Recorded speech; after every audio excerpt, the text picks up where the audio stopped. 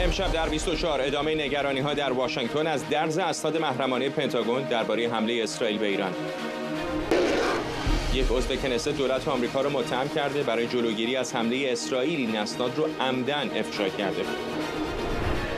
بازداشت 7 نفر در اسرائیل به اتهام جاسوسی برای جمهوری اسلامی. بنابر گزارش‌های این افراد صدها هزار دلار در ازای اطلاعاتی درباره ارتش و موشک‌های گنبد آهنین دریافت کردند. از استودیوی ایران اینترنشنال این 24 است با فرداد فرهزاد. این یک خبر فوری است.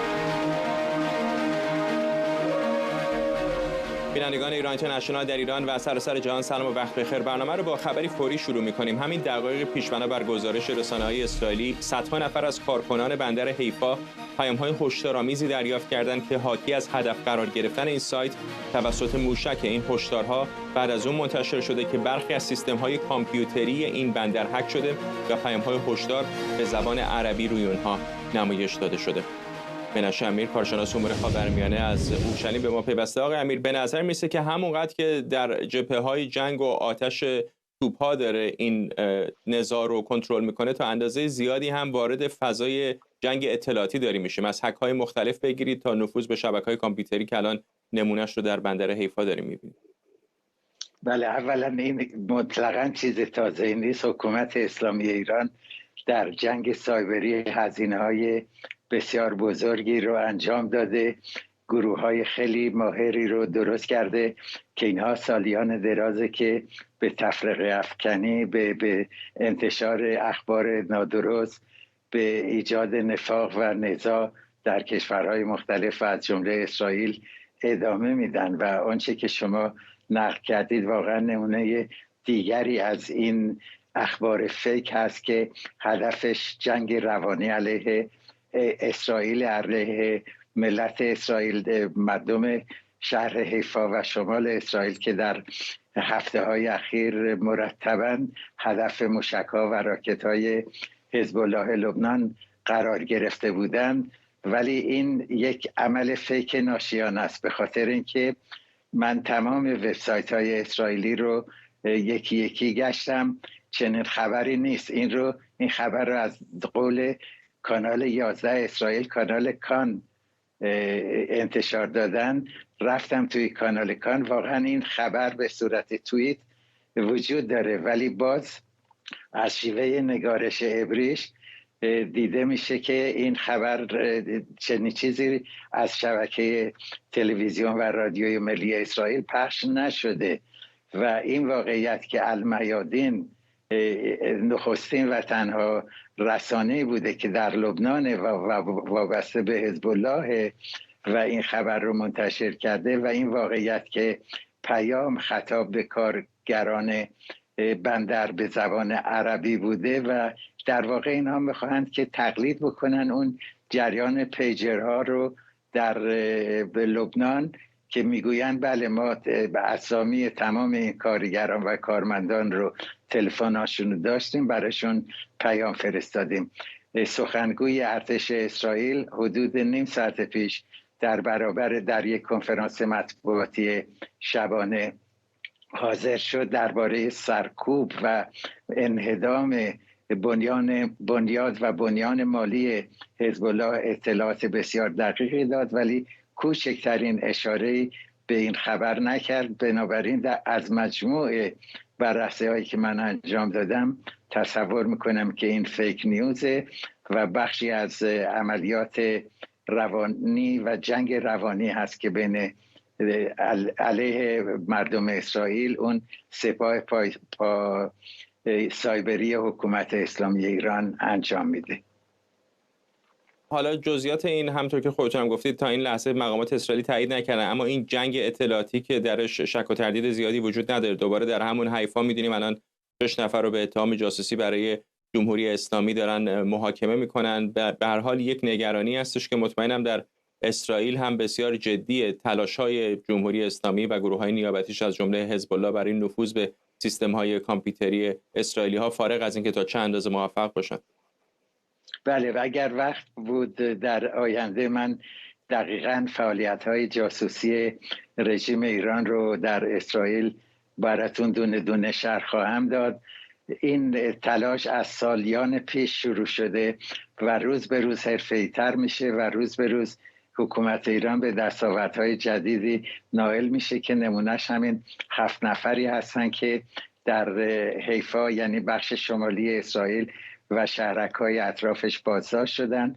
همشون مهاجران تازه وارد از جمهوری آذربایجان هستند و یک پدر و پسر در بینشون هست و یک پسر 16 ساله رو حتی عامل جاسوسی رژیم ایران به ترکیه دعوت کرده بود، باش ملاقات کرده بود، اطلاعاتی جمع آوری کردن و به حکومت ایران فرستادن بسیار خطیر و خطرناک بوده و گفته میشه که برخی از این اطلاعات رو رژیم ایران مورد استفاده قرار داد در حمله موشکی اول اکتبر که بتونه دقیقاً به برخی از پایگاه‌های نظامی و اماکن حساس حمله کنه.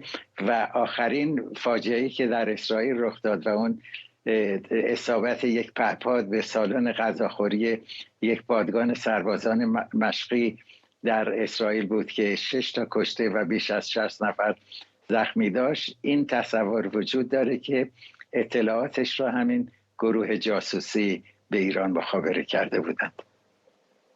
ممنونم از شما. منشه امیر، کارشناس امور خاورمیانه از اورشلیم با ما. سپاس. جان کربی، سخنگوی شورای امنیت ملی کاخ سفید، میگه درز اسناد محرمانه پنتاگون درباره حمله اسرائیل به ایران بایدن رو نگران کرده. او ساعتی پیش به خبرنگاران گفت وزارت دفاع آمریکا در حال تحقیق درباره این موضوع. پیشتر مایک جانسون، رئیس مجلس نمایندگان آمریکا، در گفتگو با CNN تایید کرد که تحقیقاتی در کنگره هم در این زمینه آغاز شده. با این حال کالیگلیو، عضو کنست اسرائیل، گفته دولت بایدن برای جلوگیری از حمله اسرائیل به ایران این اسناد رو عمدن افشا کرده. همزمان جان کربی، سخنگوی شورای امنیت ملی کاخ سفید، گفته که درز این اطلاعات موجب نگرانی جو بایدن شده. We're deeply concerned and the president remains deeply concerned about any leakage. ما عمیقاً نگران هستیم و رئیس جمهور هم عمیقاً نگران افشای این اسناد طبقه بندی شده است. قرار نبود این اتفاق بیفته و اگر هم افتاده باشه غیر قابل قبوله. رئیس جمهور عمیقاً نگران این موضوع. مطمئن باشید که او فعالانه پیشرفت تحقیقات رو زیر نظر داره تا بفهمه این اتفاق چگونه افتاده. بدیهی است که ما علاقه‌مند شنیدن هر گونه اقدامات و توصیه‌ها در نتیجه تلاش‌های تحقیقاتی هستیم تا بفهمیم چطور میشه از تکرار این اتفاق جلوگیری کرد. اسناد افشا شده وزارت دفاع آمریکا تحرکات نظامی اسرائیل رو در روزهای 24 و 25 مهر ماه توضیح داده. بر اساس این اسناد اسرائیل در حال برنامه‌ریزی گسترده برای حمله به ایران در پاسخ به حمله موشکی اول اکتبر. از جمله این موارد که در این اسناد به اون اشاره شده، تحرکات در 2 پایگاه هوایی، تمرین نیروی هوایی اسرائیل با موشک‌های هوا به زمین، حضور 6 هواپیمای F-15، مشارکت 3 هواپیمای سوخترسان KC-707، آمادگی برای استفاده از موشک‌های مختلف و گولد هورایزون. بر اساس این اسناد آمریکا هیچ نشانه‌ای البته از قصد اسرائیل برای استفاده از سلاح هسته‌ای علیه ایران ندیده. همکارم سمیرا قرایی از وزارت خارجه آمریکا با ماست. سمیرا، حالا عملا با این واکنش‌هایی که از آمریکا داریم میشنویم، میشه به درست بودن این اسناد هم به شکلی اعتماد کرد و فهمید که اونها اتفاقاً اسناد دقیقی بودن. چه میدونیم بیشتر در مورد نحوه درز اون و چه واکنش‌هایی تا حالا داشتیم از سمت آمریکا؟ همینطوره فرداد، از روز یک شنبه بر اساس اون چیزی که پنتاگون اعلام کرد ما میدونیم که این اسناد اصل هستند، اسناد تقلبی نیستند. پنجشنبه شب به وقت تهران، میشه جمعه ساعت‌های اولیه به وقت ما اینجا در شرق آمریکا، 2 سند رو یک کانال تلگرامی آمد منتشر کرد. منتها تا روز یک شنبه به رغم اینکه روز شنبه CNN و وبسایت خبری آکسیوس گزارش‌های رو دادند، تا روز یک شنبه به شکل رسمی از ایالات متحده تایید نشد که این اسناد واقعی هست و مایک جانسون هم سخنگوی مجلس نمایندگان در صحبت‌هایی که با یکی از تلویزیون‌های آمریکایی داشت راجع به این مسئله صحبت کرد، تقویت کرد این بحث رو که این اسناد اصیل هستند، واقعی هستند و این نکته هم اشاره کرد که قرار بود یک شنبه شب در یک تماس تلفنی جزئیات بیشتری در اختیار او قرار بگیره. ما امروز دوشنبه داریم جزئیات بیشتر و واکنش‌های بیشتری را از سوی مقام‌های ایالات متحده میشنویم. آقای کربی هست که راجع به آقای بایدن صحبت کرده و میگه که عمیقاً آقای بایدن از نشر این دو سند ابراز نگرانی کرده، منتظر هست تا نتیجه تحقیقاتی که میدونیم FBI و پنتاگون آغاز کردند،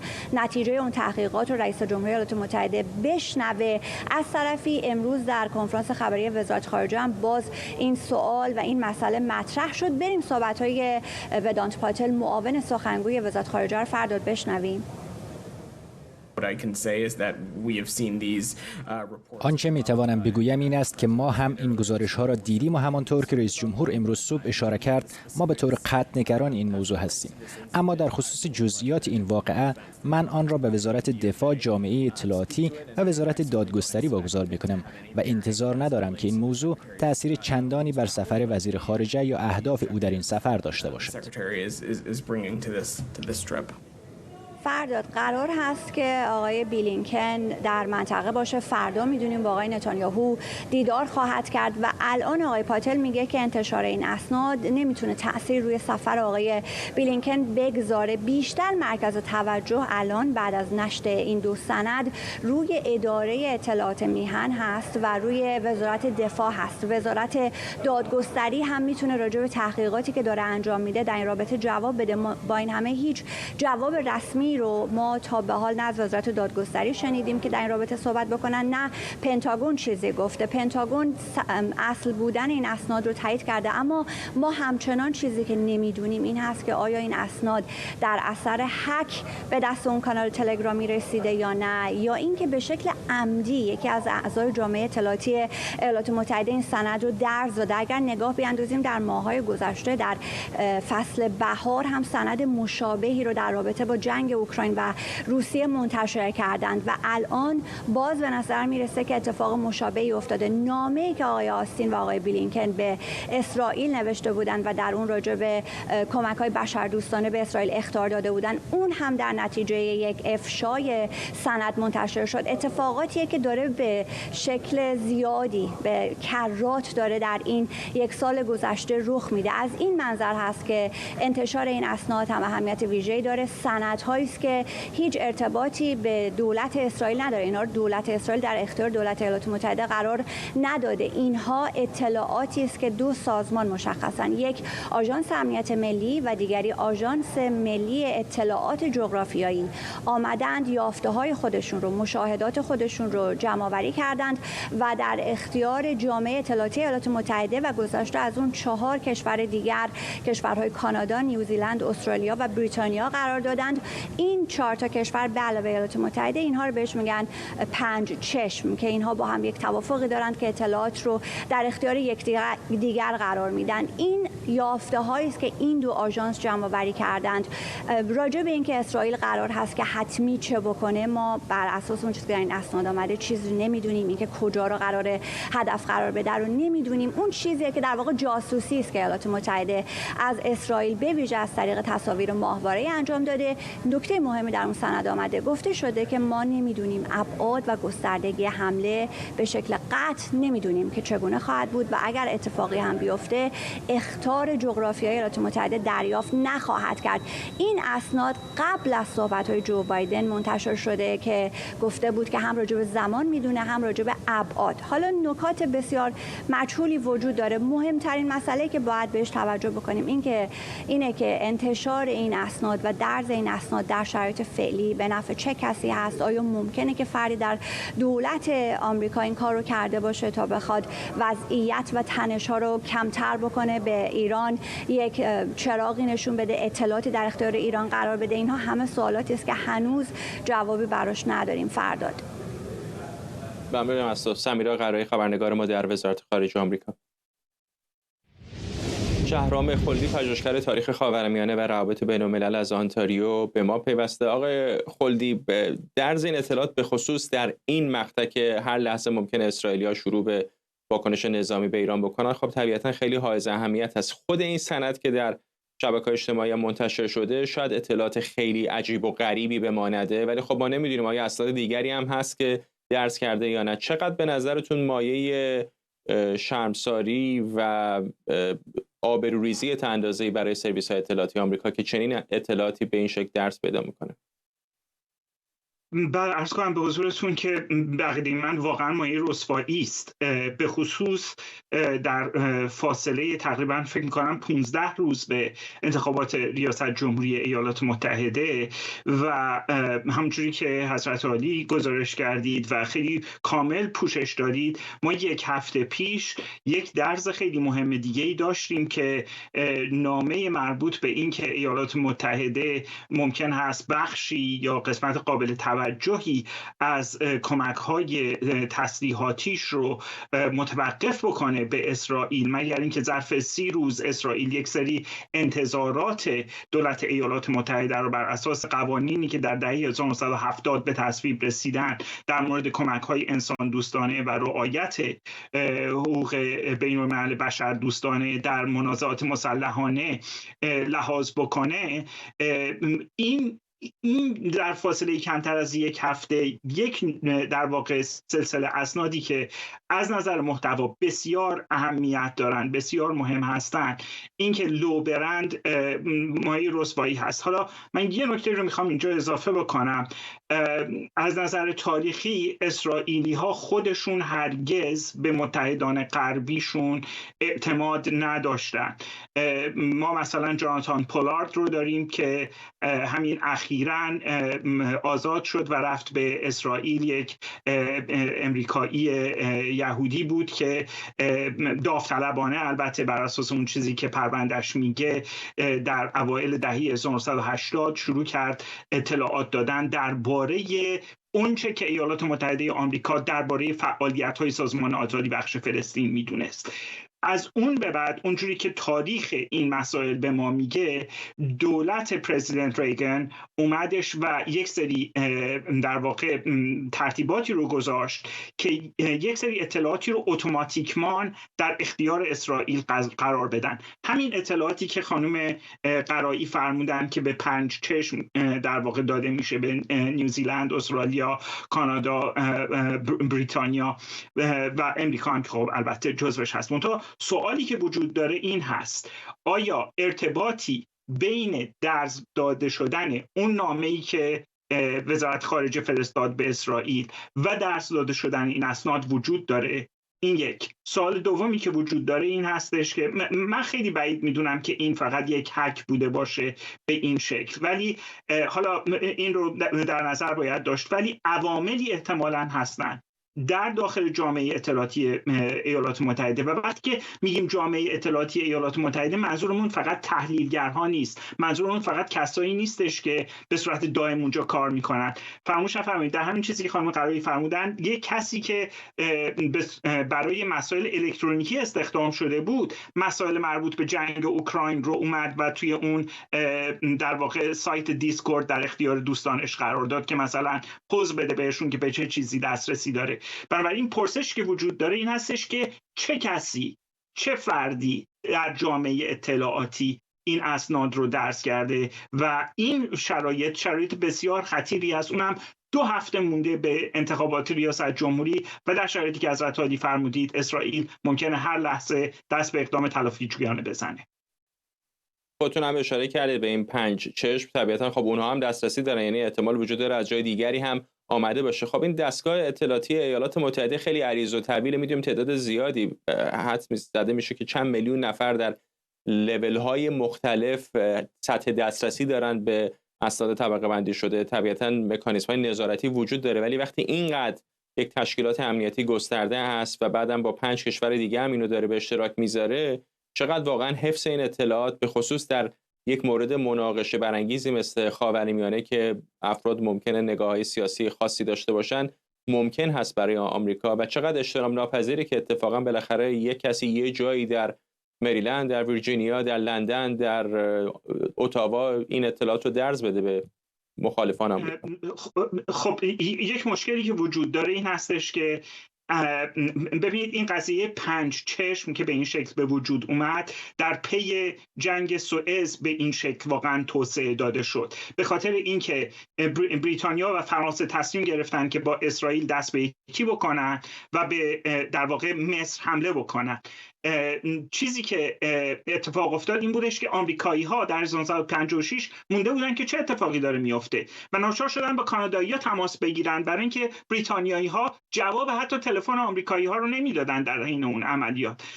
پرسشی که وجود داره اینه که ما از اون دوران آنالوگ عبور کردیم و الان وقتی که شیرینگ صورت میگیره، برخی از مدارک از سوپروایزر سابق من آقای پروفسور رانالد دیبرت که کارشون سایبر سکیوریتی و امنیت سایبری هست، این رو در سیزن لب در دانشگاه تورنتو تخصص دارن، روش کار میکنن.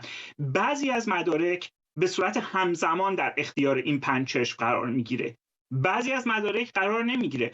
آیا به خاطر حساسیتی که این مسائل داشته این مدارک بلافاصله در اختیار 5 چشم قرار داده شده و آیا همونجوری که شما گفتین کسی در اتاوا، کسی در لندن این اسناد رو در اختیار اون میدل ایست اسپکتیتور که میگن یک سایتی هستش که به جمهوری اسلامی نزدیک اومده در اختیار اونها قرار داده و در واقع درس پیدا کرده، اینها سوالایی هستش که بقیده من ممکنه که در واقع یک طوفان تحقیقاتی در این 5 کشور اتفاق بیفته و کمیته های اطلاعاتی مجالسشون در واقع تحقیق درباره این موضوع بپردازن و به نظر من این قضیه در واقع نوک کوه یخه و ما ممکنه شاهد یک رسوایی بزرگ اطلاعاتی در سطح چندین کشور مختلف باشیم درباره این موضوع. بنابراین این تازه آغاز ماجرا هست به نظر من. ممنونم از شما شهرام خلدی، پژوهشگر تاریخ خاورمیانه و روابط بین‌الملل از آنتاریو با ما. آرش آرامش شوقدان و کارشناس امنیت ملی از واشنگتن با ما. آرامش داشتم به مهمان قبلیمون میگفتم خیلی عریض و طویل هست دستگاه‌های امنیتی ایالات متحده آمریکا و میدونیم که تعداد زیادی از شهروندان آمریکایی هستن که اون سطح امنیتی لازم رو دارن برای دسترسی به این اطلاعات. واقعا از نظر عملیاتی چقدر ممکن هست مطمئن شدن از این که به خصوص در یک برهه چنین حساسی اطلاعاتی با این اهمیت درس پیدا نمی‌کنه؟ حتی اونایی هم که دسترسی به اطلاعات طبقه بندی شده دارن، اینطور نیست که شما چون مثلا کلیرنس یا ضریب امنیتی بالایی دارید به هر چیزی که بخواید دسترسی داشته باشید. معمولا میگن need to know basis، یعنی شما اگر مثلا میگم یک کلیرنس یا اون به قول معروف اون آگاهی از اطلاعات طبقه بندی شده بالا دارید ولی مثلا در وزارت انرژی کار میکنید، در وزارت دفاع کار میکنید، دلیل نداره که صرفا یا در مثلا حوزه امور خلیج فارس هستید، دلیل نداره که دسترسی داشته باشید به مسائل تایلند. حالا ممکنه که در اون لول دسترسی طبقاتی، چون کلیرنس که میگیرید، کلیرنس همون یا به قول آمادگی تقسیم اطلاعاتی که میگیرید به عدم سوء سابقه است و حسابای بانکیتون رو چک میکنن و یه تحقیقات محلی انجام میدن، ولی لول به لول فرق میکنه. ما یه اس داریم که سیکرت یا همون محرمانه و تاپ سیکرت که فوق محرمانه است، اونم لول‌های مختلف داره.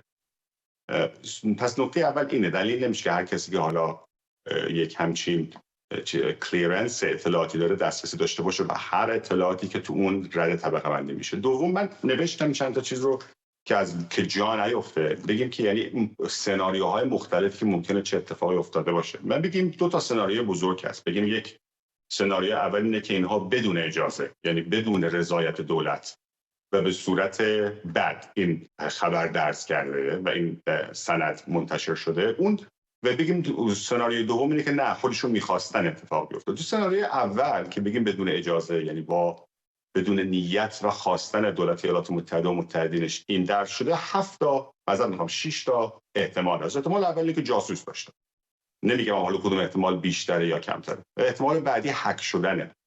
یه احتمال دیگه است که کسی از خود داخل حالا وزارت دفاع یا وزارتخونه‌های داخل یا سازمان‌های داخلی یا از کاخ سفید کسی بالاخره در دولت که با این سیاست موافق نیست، بخواد جلوی جنگ رو به قول خودش بگیره، اومد برای یه کار اعتراضی بکنه، این کارو کرده.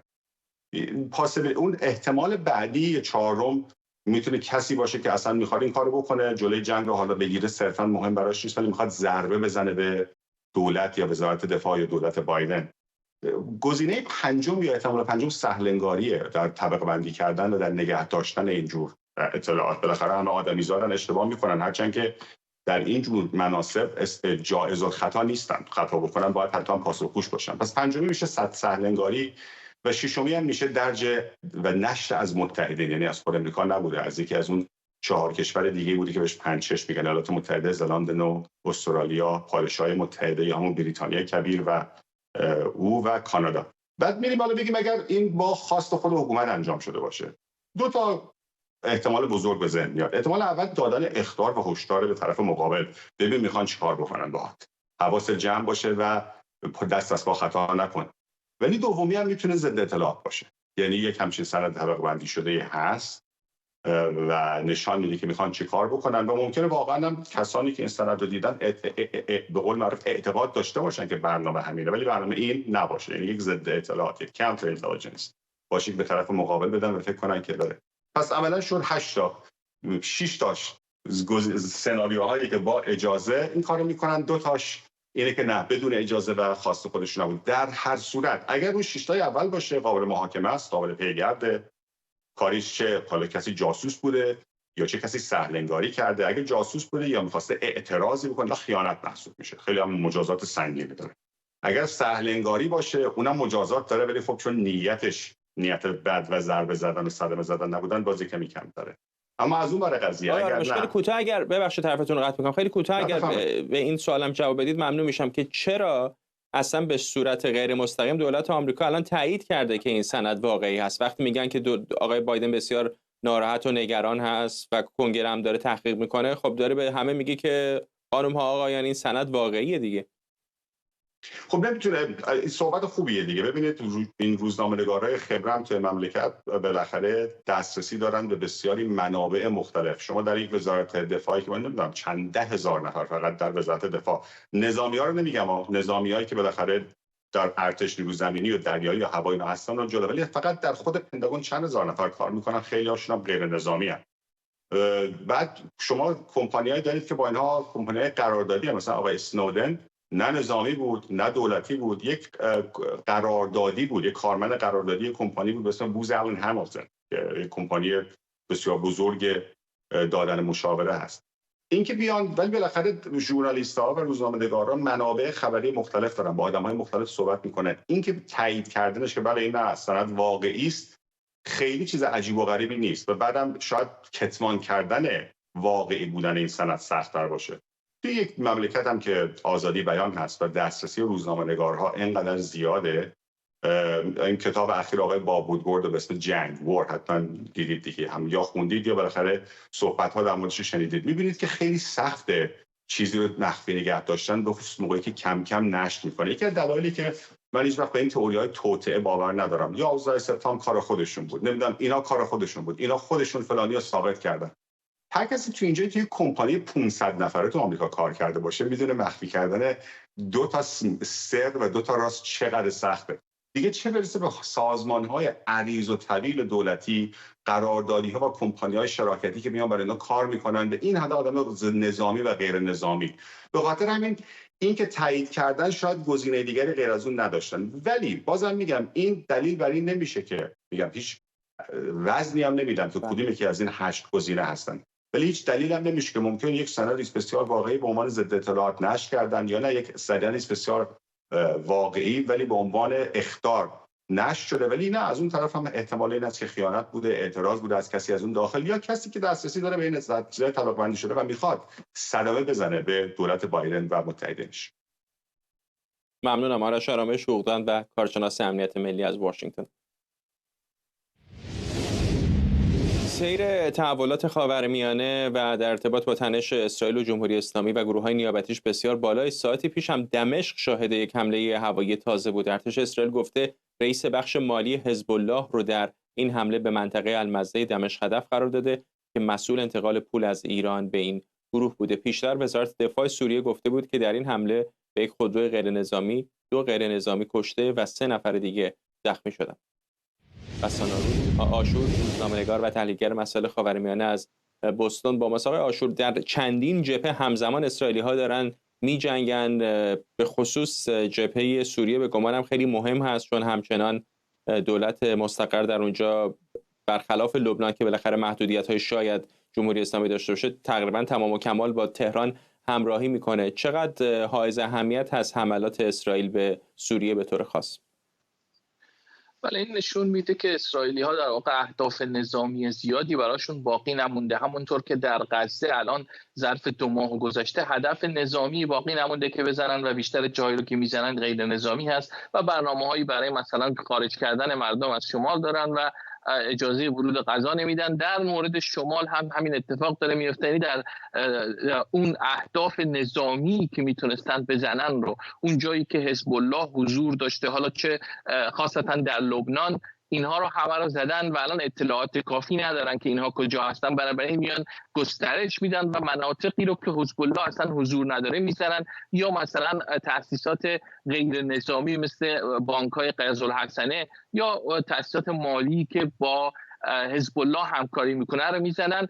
این قضیه در سوریه هم در همون راستا هستش که اصولا اینها در لبنان الان اهداف کافی پیدا نمیکنن، برای میان حزب الله رو در سوریه میزنن. از طرف دیگه میدونیم که سوریه از زمانی که اسرائیلی ها شروع کردن به جنوب لبنان حملاتشون رو تشدید کردن، حتی زمینی هم وارد شدن، میبینیم که بیانیه های زیادی و در واقع عکس العمل زیادی از سوریه نمیبینیم. رئیس جمهور سوریه، مسئولان سوری عکس العملی نشون ندادن و به خاطر همین هم هست که بعضی‌ها این تحلیل رو میکنن که احتمالاً سوریه داره خودش رو از حزب الله دور میکنه که اگر جنگ بیشتر از این هم شدت بگیره در واقع سوریه مورد هدف مستقیم قرار نگیره یا بیشتر از این مورد هدف قرار نگیره. حالا اسرائیلی ها هم احتمالاً این رو نمیخوان، در واقع اگر بخوان گسترش بدن جنگ رو، خواستار این هستن که سوریه هم وارد جنگ با اسرائیل بشه و گسترش بدن اون ضربات هواییشون رو حتی الامکان در واقع بیشتر از اون چیزی که تا اینجا کار انجام دادن. برای این هدف قرار دادن یک شخصیت،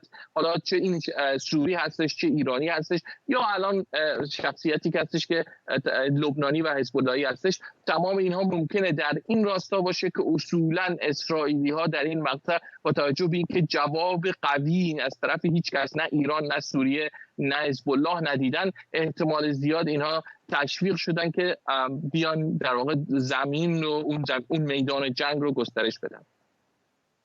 ممنونم از شما. غسان آشور، روزنامه‌نگار و تحلیلگر مسائل خاورمیانه از بوستون و ماساچوست.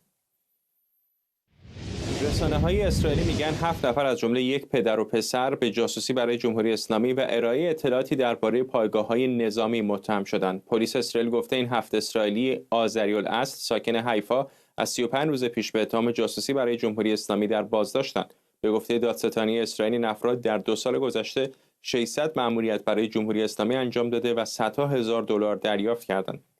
اتهامات این افراد عکسبرداری و جمع‌آوری اطلاعات از پایگاه‌های نیروی هوایی و سامانه گنبد آهنی. بعضی اهدافی که توسط این گروه عکسبرداری شدند در حملات موشکی علیه اسرائیل مورد استفاده قرار گرفتند.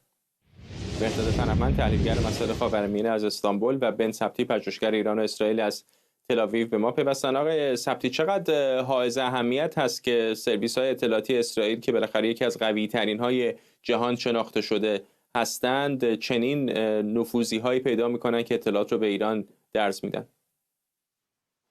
سلام به شما و بینندگان. بله، واقعا تأسف آوره که در کشور اسرائیل اینجور عده‌ای پیدا میشن و در این اواخر چندین بودند. 1-2-3 نفری که از افراد مذهبی بودن ما داشتیم، الان این خانواده رو داریم و کسان دیگه‌ای بودن. ببینید در هر موردی بالاخره هیچ سیستمی تکمیل نیست، بالاخره یک درزهایی، یک شکافهایی پیدا میشه که جمهوری اسلامی بر اون شکافها عمل میکنه. همونجور که ما دیدیم حماس مثلا روی اون اختلاف نظرهایی که در جامعه اسرائیل بود در سال 23 رو اونها حساب کرده بود و به خاطر این حمله رو اون موقع کرد. همینطور جمهوری اسلامی میگردن دنبال یک عده ضعیف مثلا از نظر مالی یا از نظر رابطهشون، احساسشون مثلا به کشور یا دلیل‌های دیگه‌ای دارن، شاید برای هیجان میخوان به یک همچین کارهای دست بزنن. ولی چیزی که خوبه که آخر شباک، سازمان امنیت داخلی اسرائیل، همیشه به این موضوع ها پی میبره به خاطر اشرافی که داره به خیلی اطلاعات، رفت آمد مردم به خارج، مثلا یک پولدار شدن یک عده براش خیلی مشکوک هست، چیزهای دیگه که هست که اینها در طول مدت تحت نظر میگیرن و گاهی وقتا واقعا اینجوری دیر میشه ولی بالاخره اونها رو به دست میارن. چیزی که واقعا تأسف آوره اینها در واقع به خونه خودشون، به منطقه خودشون حتی ضرر زدن و جمع‌آوری اطلاعات کردن از اون پادگان‌های اون منطقه که بعد از اونها دفاع می‌کردن و واقعا این اطلاعات رو در دست اونها گذاشتن. و یک مطلب دیگه که این موضوع 2 سال ادامه داره، پس چجور جمهوری اسلامی میاد میگه من در 7 اکتبر دست نداشتم، در جنگ بعدش دست نداشتم؟ این خودش نشون میده چقدر اطلاعات از جمهوری اسلامی به حماس و به حزب الله رد شده. آقای فرهمند، خب مثلا در مقایسه با بریتانیا یا ایالات متحده آمریکا، فضای اطلاعاتی اسرائیل خب نسبتاً بسته‌تر هست. تعداد کسانی که دسترسی دارن کمتر، مهاجرت از جاهای دیگر به خصوص برای غیر یهودیان خیلی محدودتر هست. چقدر حائز اهمیته که در چنین سیستم نسبتاً بسته‌تری در مقایسه با بعضی از دشمنان دیگر جمهوری اسلامی مثل ایالات متحده آمریکا، ایران همچنان میتونه نفوذ کنه؟ خب دقیقاً با همین اوصافی که شما کردید واقعاً خیلی کار سختیه که بشه در اسرائیل برای هر سازمان اطلاعاتی خارجی جاسوس استخدام کرد و این خودش یه دستاوردی برای ایران که تونسته این کار رو بکنه. بار اول هم نیست، سالهاست که هر از گاهی خبری منتشر شده از اینکه کسی در اسرائیل به جرم جاسوسی برای ایران گرفتنش.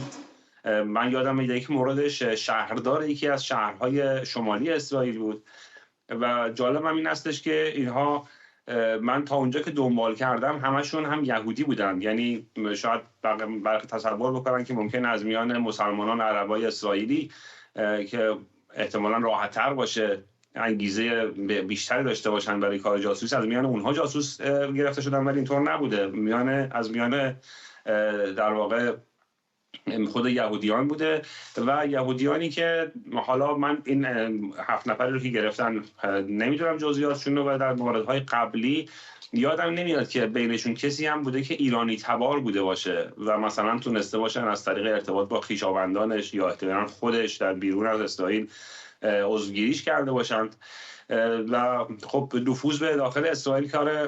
در مورد اینها ظاهرا اینها آذری تبار بودن، مال جمهوری آذربایجان بودن. میشه حدس زد فقط در حد حدس که شاید ارتباطاتی با این ور مرز داشته باشن. آذربایجان یک سری یهودیانی داره در شمال این کشور که فکر میکنم بهشون میگن یهودیان کوهستانی، یک انشین عنوانی که یک زبانی هم که صحبت میکنن، یک گویشی از فارسی صحبت میکنن و اتفاقا جالبه که از همین یهودیانی که تبارشون از شمال جمهوری آذربایجان یک نماینده هم هست در مجلس اسرائیل، آقای سبتی شاید بیشتر بشناسه ایشونو، که به شدت هم ضد ایرانه و اون کسی هم هست که هر وقت که میخوان بگن که کسی طرف از تجدید طلبان در ایران حمایت میکنه، نمونهش رو این آقا رو میارن که چون با خیلی روابط نزدیکی داره با گروه‌های قومی ایرانی و تبلیغ میکنه این مسائل رو. و هر حال همین که اینها ایرانی تبار هم نیستند هم خودش باز یه نکته، یعنی که تونسته ایران بره از کشورهایی که از میان در واقع جمعیتی که هیچ ربطی هم به ایران ندارن عضوگیری بکنه. معمولا خب سازمان‌های جاسوسی برای عضوگیری 2 تا اهرم یا ایدئولوژیک دارند یا مالی، یعنی افراد یا به دلیل انگیزه‌های مثلا شوروی از میان افراد کمونیستای کشورهای مختلف یارگیری می‌کرد. خود ایران هم خیلی از کسانی که ممکنه عضوگیری کرده باشه برای کار اطلاعاتی به دلیل علقه و وابستگیشون به ایدئولوژی جمهوری اسلامی باشه، ولی این در مورد اسرائیل این هم صادق نیست. یعنی این افراد مشخصه که انگیزه‌شون نمیتونه ایدئولوژیک باشه، قطعاً احتمال زیاد جز انگیزه مالی نبوده و رقم‌هایی هم که گفته شده برای اسرائیل خیلی رقم‌های هنگفتی نیستش، یعنی 10,000 و 100,000 درسته که حالا به نظر بزرگ میاد، ولی برای کشور گرونی مثل اسرائیل خیلی رقم چشمگیری هم نیستن. برای من جالبه که افرادی با این رقم‌ها اونجا این خطر رو به جون خودشون خریدن و خب باز خیانت در اسرائیل هم مثلا با انگلیس و آمریکا و خیلی فرق میکنه، چون انگلیس به هر حال شهروند اسرائیل بودن یک بار ملی‌گرایی قوی‌تری داره به خاطر پیشینه و هویت این کشور تا مثلا شهروند آمریکا و انگلیس کسی باشه و این اون خیانت کردن به این در واقع کشور هم خیلی سنگین‌تر باید باشه در اسرائیل و برای مردم این کشور خیلی نپذیرفتنی تر باشه. به هر حال این از لحاظ اطلاعاتی یک دستاوردی میشه در واقع امتیازی داد به جمهوری اسلامی که تونسته نفوذ کنه در اسرائیل. آقای ثبتی، به خصوص الان که تنش داره بالاتر میگیره و هر لحظه امکان واکنش نظامی اسرائیل به تهران هم وجود داره، وجود شبکه‌های اینچنینی که حالا این مورد کشف شده اگر اتهامشون در دادگاه ثبت بشه، ولی میشه حدس زد که شاید موارد دیگری باشه، چقدر برای دولت و سرویس‌های اطلاعاتی اسرائیل مایه نگرانیه؟ بله، من فقط یک چیزی توضیح بدم درباره حرفای آقای فرهمند. اشخاص اعراب هم بودن در قسمت‌های شمالی اسرائیل، چند مورد بود که بودن و در مورد این اشخاص از نظر به دست آوردن اطلاعاتشون اطلاعات کلی بوده، مثلا اون مکان اون پادگان‌ها، و میدونیم که مثلا جمهوری اسلامی یا حزب الله یا حماس اینا براشون مهم نیست حالا دقیق بزنن یا مثلا یک کار خیلی پرکیفیت بکنن، همین که مثلا اون نقطه جغرافیایی رو بدونن براشون مثلا کافیه و ما میبینیم صدها موشک میزنن تا به یه جایی هدف بخوره، خدا رو شکر خیلی وقتا نمیخوره. از نظر این رخنه اطلاعاتی بله میشه گفت خیلی مسئله منفی هست، ولی در نقاط حساس خیلی چکاپ ها و معاینات بیشتری میشه و معمولا اینجور افراد به جاهای سطح بالا و اطلاعات حساس نمیرسن. کسانی که به داخل مثلا جلسات حساس میرن اونها هر دفعه باید یک مرحله هایی را رد کنن، چقدر فرم پر بکنن و انواع و اقسام چک ها که باید اینها رد بکنن و اینجور افراد که مثلا زیاد میشه گفت مثل اینکه با کشور اسرائیل آنچنان چسب نداشتن، بسته نبودن و مثلا سربازی نرفتن، این خودش یک مسئله‌ایه که باید روش انگشت گذاشت و اینجور افراد رو به نظر من اسرائیل باید بیشتر نزدیک کنه به وفادار بودن به کشور. برای همین یک همچین اتفاقاتی میفته مثل هر کشوری و باید این رو هم از نظر کوتاه مدت و هم از نظر دراز مدت با تعلیم درست اینا رو تصحیح کرد. آقای فرهمند، ولی حالا در یک مقام مقایسه هم اگر انصافا بذاریم، میزان نفوذی هم که اسرائیلی ها در چه داخل ایران چه گروه های نیابتی ایران دارن خیلی قابل توجه. اینطور نیست؟ یعنی چه در حملات هدفمندی که در این یک سال گذشته به خصوص انجام دادن، چه در اقداماتی که در نقاط مختلف ایران از اونها دیدیم، برای حتی خیلی از اعضای سرویس های اطلاعاتی کشورهای غربی دیگر هم شگفت‌آور بوده. همین مثلا موضوع پیدا کردن مخفیگاه سید حسن نصرالله و عملیاتی که به کشتن اون انجام می‌داد، موارد دیگه‌ای که خیلی دقیق اسرائیل هدف گرفته، گفته شد که اطلاعات اینها رو از ایران به دست آورده، یعنی از افراد نفوذی در داخل ایران.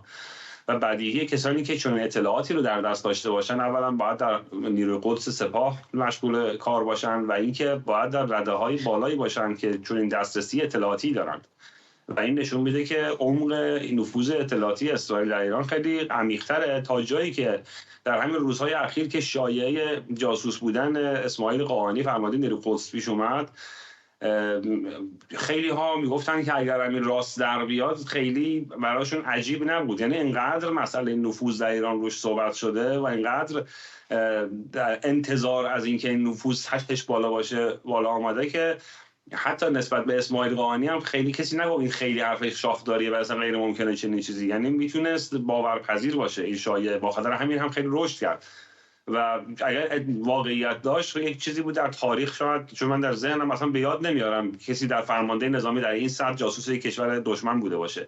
به هر حال این خودش نشانه ای از عمیق بودن نفوذ اطلاعاتی اسرائیل در ایران. یک نظریه هم هست که من خودم دارم، اون که فکر میکنم که نفوذ اطلاعاتی اسرائیل در ایران نه لزوما به این شکل باشه که رفته باشه مثلا یه سری افسران سپاه رو بهشون پولی داده باشه که اینا براش اطلاعات انتقال بدن.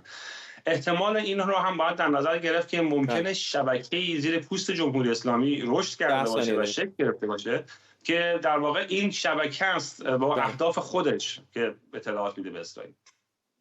ممنونم از هر دو شما، مرداد فرهمند و بن ثبتی، و ممنون از شما که بیننده 24 امشب بودید.